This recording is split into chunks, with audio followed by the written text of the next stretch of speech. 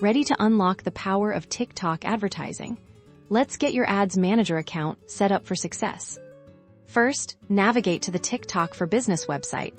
You'll see a prominent button to create an account or login. If you already have one, click on Create Account.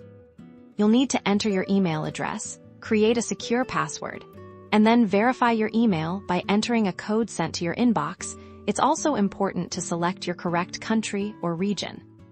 Next, provide some basic information about your business. This usually includes your company name and website. This helps TikTok understand who you are and what you offer. Once your account is created, you'll land in your brand new TikTok Ads Manager. This is your central command center. Take a moment to familiarize yourself with the layout. The Campaigns tab is where you'll build and manage all your ad efforts. You'll see a clear Create button to start your very first campaign. Before diving into ad creation, you'll select your campaign objective, a circumflex euros.